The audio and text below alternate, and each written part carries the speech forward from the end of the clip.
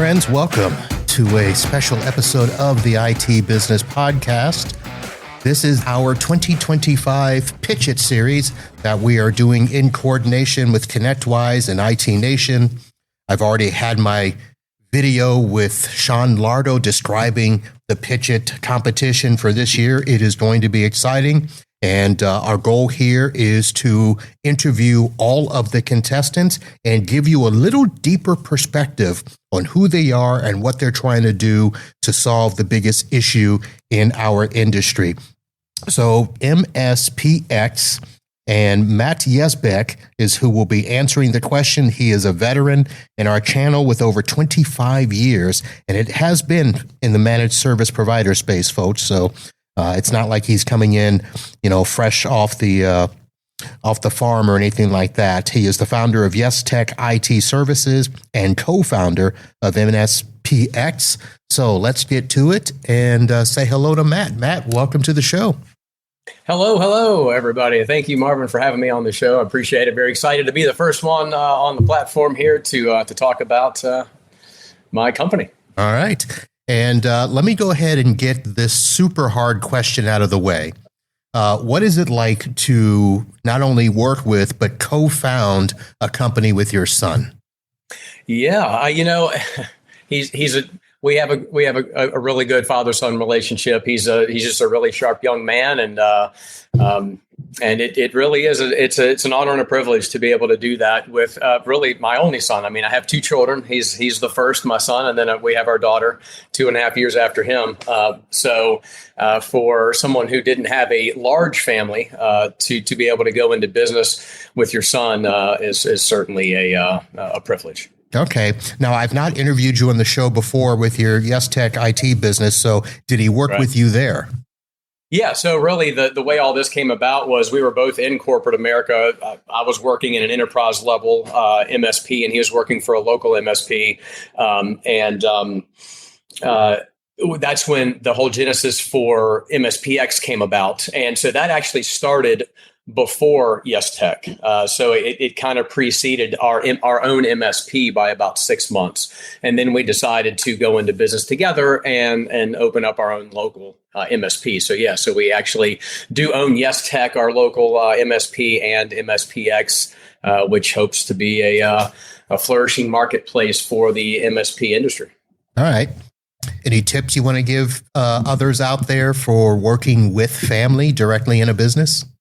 Yeah, well, obviously, you've got to live with them, right? So there needs to be some grace. There's obviously going to be some more intense discussions, we'll say, because you are family, and so you don't necessarily have that wall that you might have from someone who isn't. But at the end of the day, again, they're your family, so it's nice to know that you've got that forgiveness at the end of the day, and hopefully just a little added compassion for the fact that you're related, right? Yeah. Oh, yeah. So, yeah. Yep. I get that. Work with the wife, so I understand. All right. Let's get into the crux of why we're here. So MSPX, as I understand it, acts as a marketplace where MSPs can list and purchase service contracts. That's right. Is it really that simple? It's absolutely can be. The whole idea behind MSPX came about just, again, my son fresh out of college off of a full ride basketball scholarship, was looking around to say, okay, how do I want to leverage my business degree? And he, to my surprise, wanted to go into my line of work. But long story short, within about 4 years, he had been promoted to MSP director from his own, the MSP that had hired him right out of college. And one of his first tasks was to look at their portfolio and identify contracts that were just low fit and maybe not going in the same direction that their own business was. And so the genesis of it really is so he identifies those contracts. He goes to the internet surely there's got to be a platform where something like this exists so that you can monetize those contracts in a structured way and then get those clients transitioned to another vetted MSP safely, right? So you're not fearing any bad word of mouth or the customer feeling left out in the cold. But I mean, we were a dozen pages deep into a Google search and couldn't find a unified platform for doing this. So, we thought, why isn't there a place for being able to trade MSP contracts? And then that's really the aha moment that we had. And we said, well, one doesn't exist. Let's build it. And so really that's how MSPX was born. Okay. So normally I'm asking, vendors, what is the solution or what is the problem that you're trying to solve? And to me, I understand why you're doing it, but I also am asking the question because most MSPs don't want to refer business to other clients. They just want to either say yes or no, and then leave the customer to go find that other provider themselves. So was this really a problem that we were looking to solve? Yeah, I mean, I feel, again, in the scenario of the small MSP example I gave you, and you just think about any MSP that's been in business for 3, 4, 5 years. We all know that when we start our business, and we know this firsthand because our MSP is just now a year old this month, you have your ideals. We don't want any customers less than, 10 seats or 15 seats, whatever that may be. But especially in the beginning, you're definitely willing to take on a 3 or 5 or 7 seat contract because, hey, it's money and it pays the bills, right? And you're not necessarily vertically focused. Maybe that comes later down the road with a little more structure and organization. You decide maybe your business, your customers start to pile up in one vertical, and then you really start to focus on that. So you get 4 or 5 years down the road, and you've got the smaller customers that are still kind of coming along for the ride, and maybe they're in verticals that you no longer want. So MSPX, again, it just gives you a way to be able to divest those contracts on a marketplace that has a worldwide audience. And in an era where we are living in a distributed workforce, your client doesn't need to be in your backyard. They can be, and of course, depending on the terms of the MSA, they may have to be.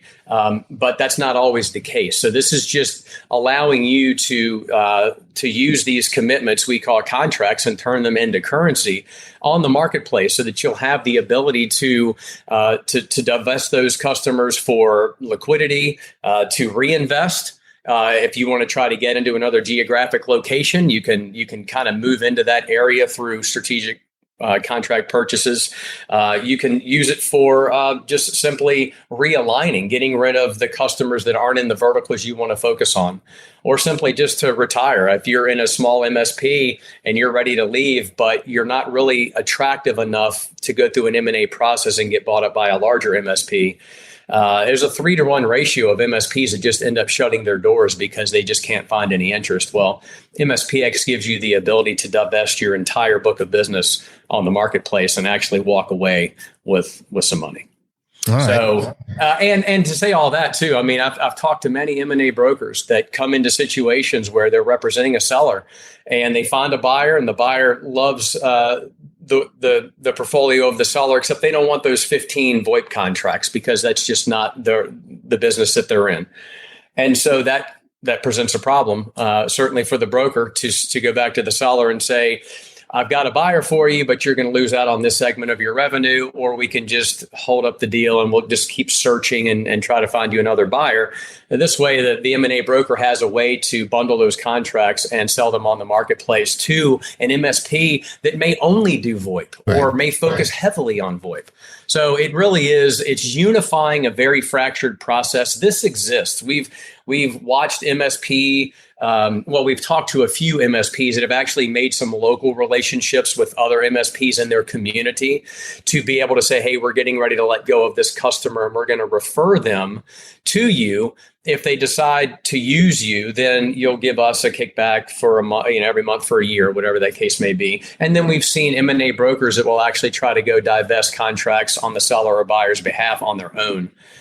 So we know that there's a need here, and just by the demand that we see on our sign up sheet off of our landing page on a weekly basis, that continues to reinforce the fact that there is certainly a demand. Right.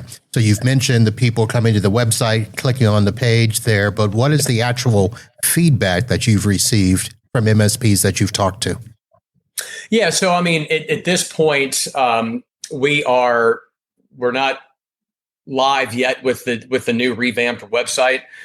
So our MVP that had been out for about a year, of course, the feedback was this is going to be a game changer for us. It'll allow us to grow in a certain way. It allows us to more flexibility within our business. And MSPX isn't designed to replace a well-oiled and functioning sales engine. It is designed as a second avenue for revenue. But what it does is it really collapses that sales cycle from 6-12 months down into days and weeks instead of the much longer period. So it really can be looked at as a very effective growth engine. Right. And so those are the feedback that we're getting. But again, version 2.0 that's going to be going live at the end of August, early September, that really is going to be the full vision of what we had for the marketplace when we put out the MVP to try to really more of a proof of concept. So it was a very bare bones offering, and what's coming out here in the next 8 weeks is really going to be the full embodiment of the best. And so with that, and hopefully certainly post revenue, there'll be a lot of feedback, a lot of stories, and things that we can use to continue to refine and tweak the marketplace. All right. So I probably should ask one question about the portal itself in terms of, how can an MSP that wants to put, some contracts up there, where does trust and security come in, that somebody's not going to come in and sabotage a contract or something like that? Yeah. So given that a lot of thought ourselves in terms of when you hit the landing page and you decide you want to subscribe, there's 2 tiers there. You have your general access tier and your first look tier. And really the first look tier is going to give the subscribers in that category a 36-hour first look. So any contracts that are listed or ingested into the marketplace, they will get an email with a buy now link, essentially, that will give them a 36-hour period to look at that contract or bundled contracts before it gets released to the general marketplace. So you pick one of your 2 subscriptions. Now you're into the marketplace and you're browsing. You decide as a seller you want to list a contract. We have an extensive intake form that we use very targeted questions to help us generate a valuation for that contract, as well as a risk score for that contract. And let me back up actually prior to that. So you choose your subscription. There is a comprehensive, I would say, onboarding and vetting process for the MSP that is signing up. So we're asking for things like Google business. We're asking for EIN. We're asking for Dun & Bradstreet if you have it. So we're as well as obviously making sure that your email and your domain and all that match up. So we want to use as many free vetting capabilities as we can right now to make sure that only actual legitimate MSPs are getting into the marketplace. And once you have created that profile, the questions that you answered will determine what your initial reputation score is. So if you gave us an EIN, a Google business page, and a Dun & Bradstreet, it's going to start you off at a higher reputation score than if you didn't give us any of that. Right.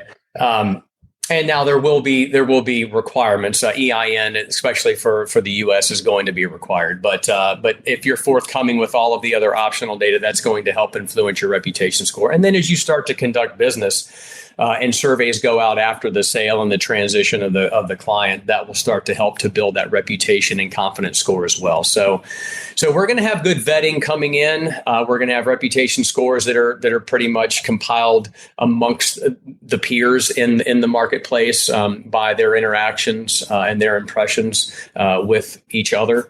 And then, of course, when a contract transaction is initiated, then the funds from the buyer go into escrow, and funds are held in escrow until the transition period is over. And so when that happens, at the point of a contract being bought, a transition kit will go out to both the buyer and the seller, and then they will have a dashboard within the marketplace that will have milestones and checkpoints to help guide through the process of transition.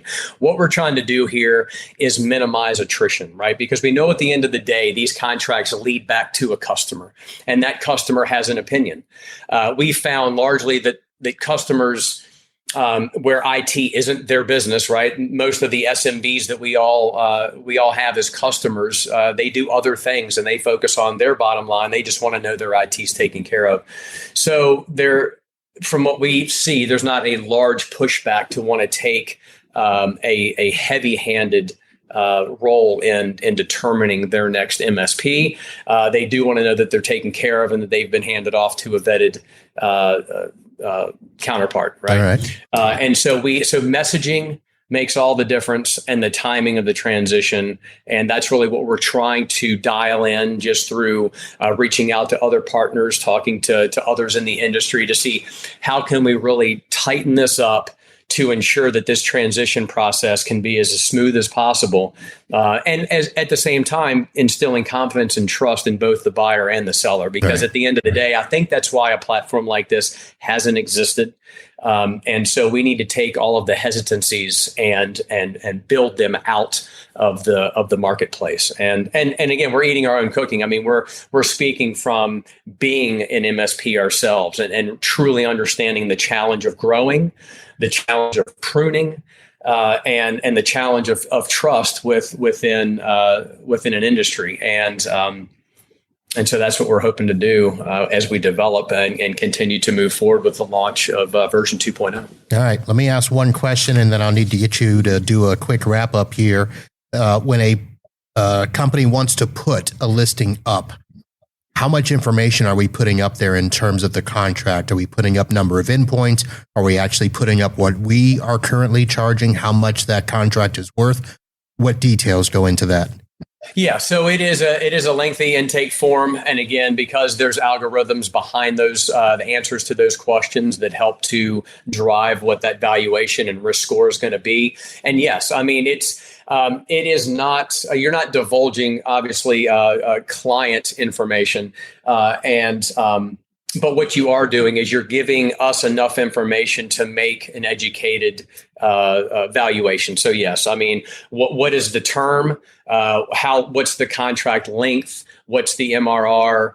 What's the vertical? What's the tech stack currently? All the things that a buying MSP would be interested in, because I know that if I'm looking for a contract, hey, if the customer already has my RMM, then or EDR solution, then that may be an easier transition because they're already familiar with it, right? I mean, so there are things like that will go into account.